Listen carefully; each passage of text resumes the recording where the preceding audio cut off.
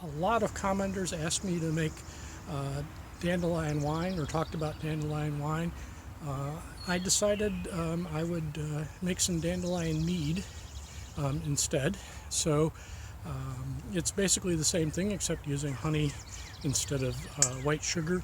So I'm in my backyard. I'm gonna pick some dandelion flowers because that's the part you use for making dandelion wine and dandelion mead. I've never made either of those before, so this is an experiment, and we'll see how it comes out. So today's video is just the first half, the starting of that, and we'll return to it in a couple of months when the mead is finished. So I do. Regular viewers know that I do have a dog, and some people have pointed out that that's a bad thing when you're picking dandelions. Of course, my dog does not have access to this part of the yard. She has an invisible fence and is never allowed back here. Sure, we get the occasional deer and fox and other thing, but I'll wash the flowers and we'll be good.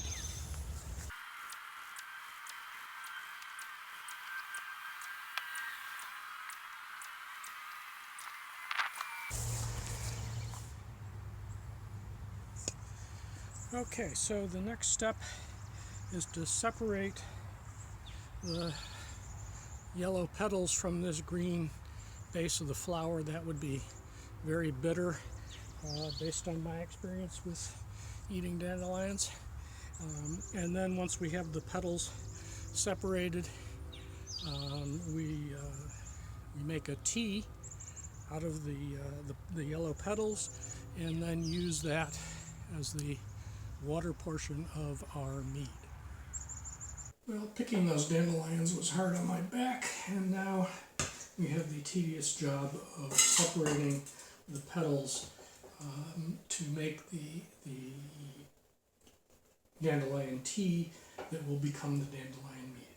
So I'm going to get started with that, and future me will probably speed this up a lot in editing. So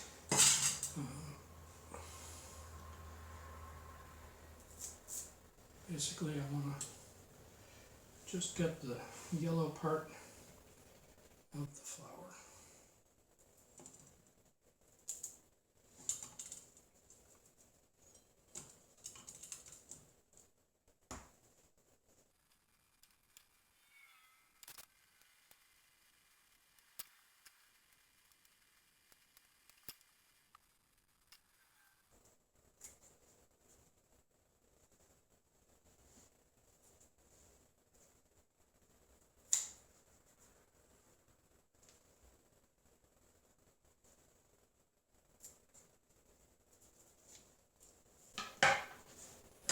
I'm going to pause the camera and be back when I'm done with this.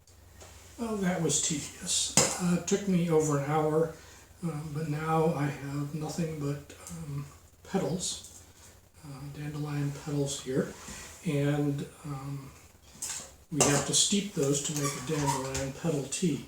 But first I'm going to measure them and write it down. Because if you don't do that, you can't replicate it if it comes out good, and you can't fix it if it doesn't come out good.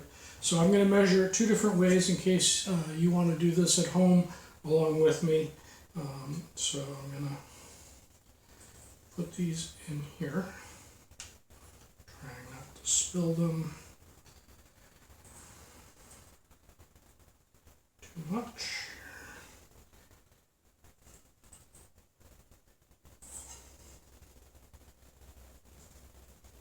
These are fun.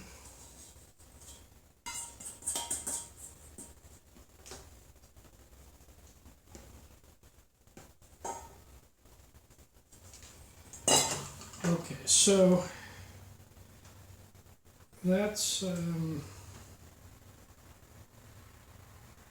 maybe 5 cups.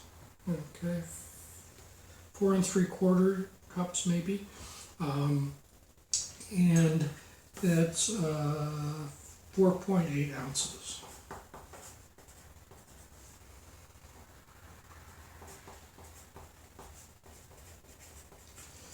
Okay, so that's what we've got.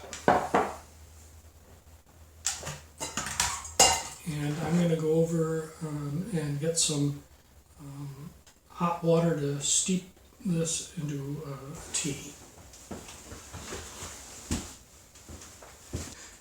Okay, in every house I've owned, I've installed one of these hot water taps. This is 190-degree water, so you can use it to make a cup of tea. If you have a French press, you can make coffee, and if you need quick broth when you're cooking, it's just really, really handy. So I'm just going to fill this up.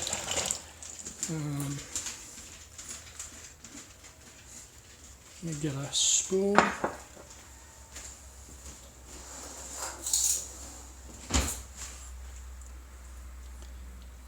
We've got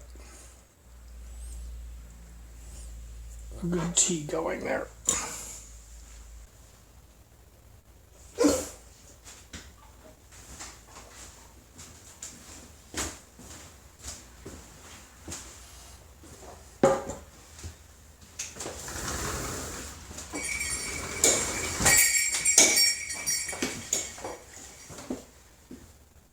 Okay, so I'm just going to get all these in the liquid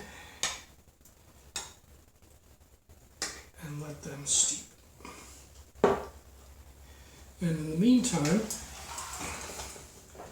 I've had my honey soaking in hot water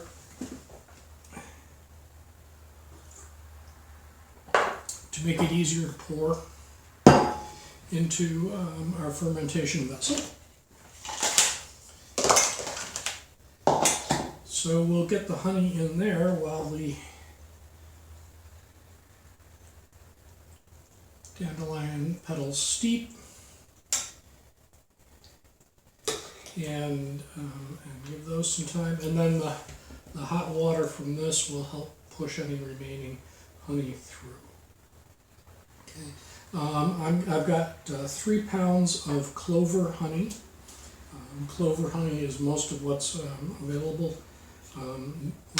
Made by the bees around here, and clovers, I like clover honey, and clovers and dandelions often live in the same fields, so I think we're pretty good with that.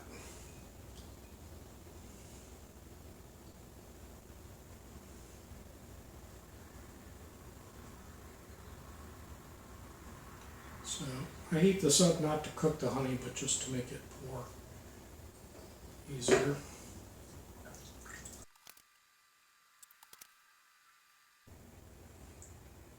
Okay, 3 pounds of honey. A little bit left in each of these, so we'll just let them do their thing. Okay. Got our petals steeping nicely.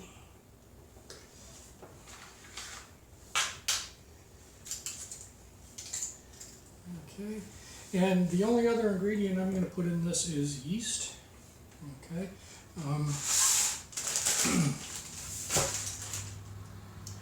so a lot of the recipes will have other flavoring ingredients, lemon and orange and what have you. This is my first one. I want to taste and know what's mead and what's dandelion, and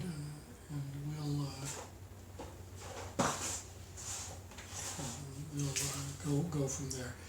So I've got Fleischmann's Instant Dry Yeast. I need a pair of scissors to open this. And so this is vacuum packed. It's solid as a rock right now. And we just keep these bricks in the fridge in the basement. And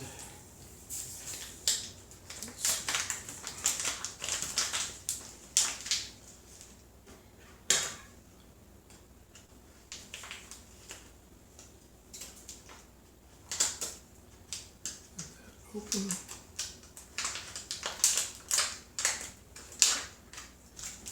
And then I just refill my yeast jar.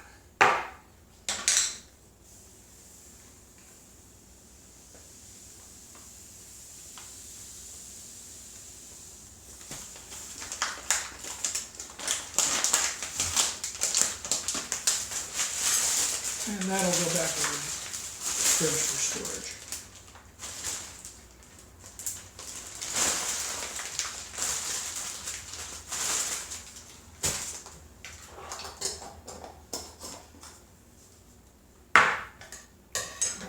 Yes, I've made a mess. So we'll take an initial gravity reading so that we can figure out how much alcohol is in the final product. Our honey.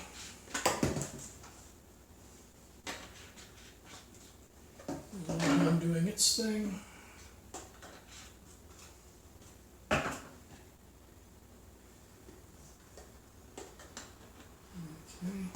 And now this is the part that I'm kind of dreading because I've never done this before, but we got to get this in here.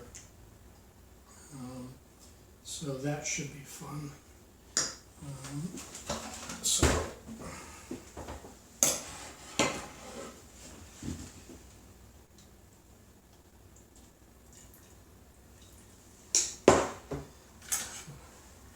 chopstick to push that down.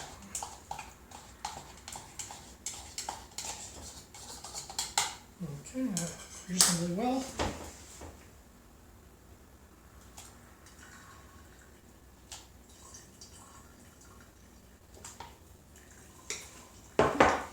It smells nice. It smells, well, it smells like dandelion, but dandelion is not a sweet smelling flower, so it smells more vegetal, like a broth.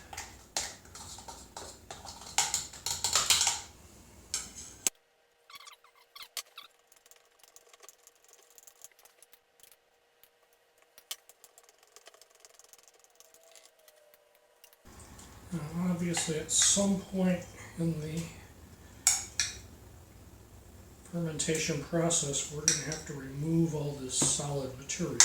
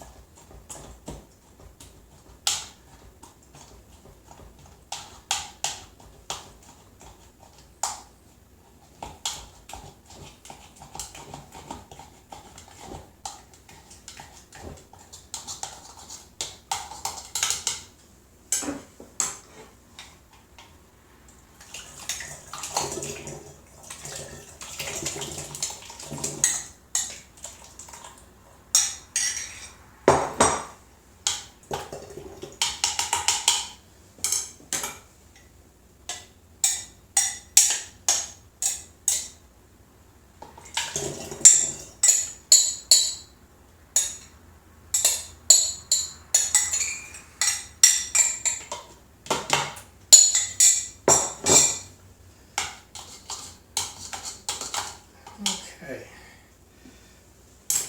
so that's, we had the honey was warmed, and obviously this was hot, so that's too hot to pitch the yeast in, but I'll add some cold water and then we can pitch the yeast. So just a moment.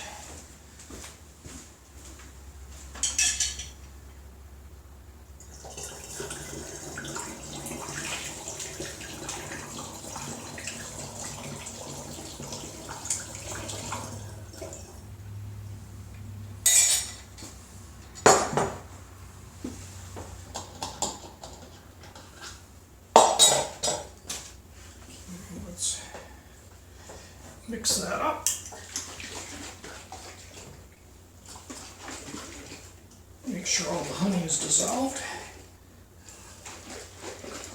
And we get some oxygen into the liquid to make the yeast happy.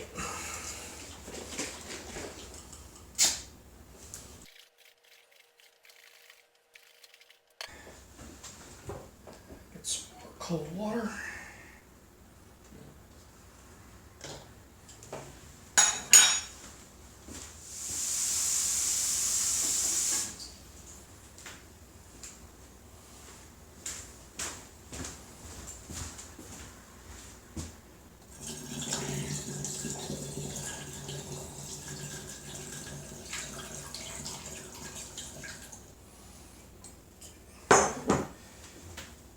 Winnie in. Come on. She always needs to make a guest appearance.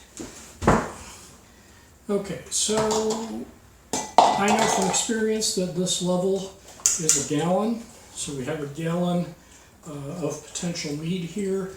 Now obviously a fair amount of that volume is taken up by petals. So we're not going to get a gallon of mead at the end. Especially once we rack it and take out the yeast, and, which should end up on the bottom.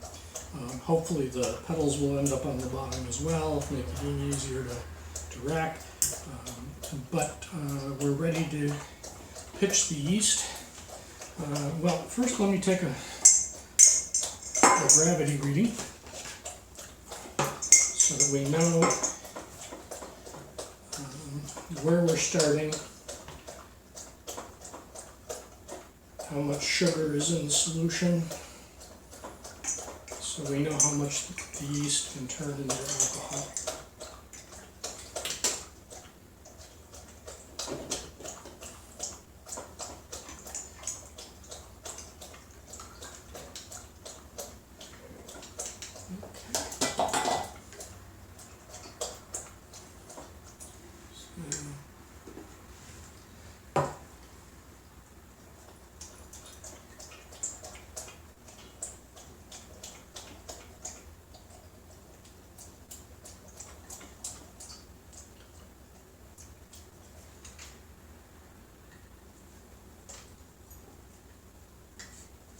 That's about 1.10. It's a little tricky to read with it. Find up. Yeah. 1. There's petals all over. 1.10, which would give us a final amount of alcohol if this goes completely dry, which it may, of about 7.3 to 7.5% alcohol. So it's not going to be a really strong wine beverage, but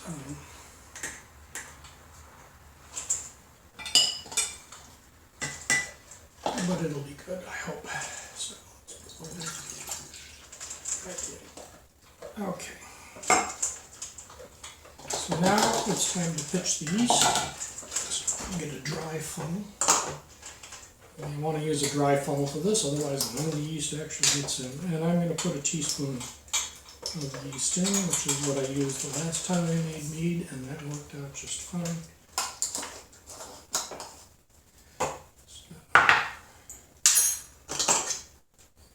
As you can see, it's just sitting on the top there, so obviously we need to mix this again.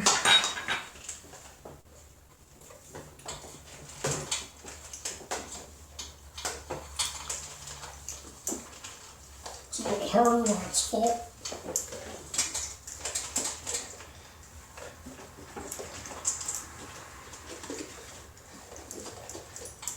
It's a good workout though.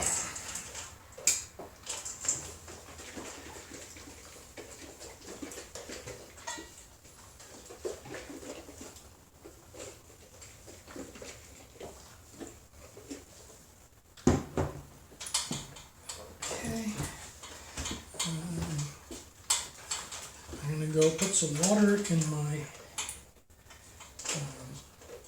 airlock.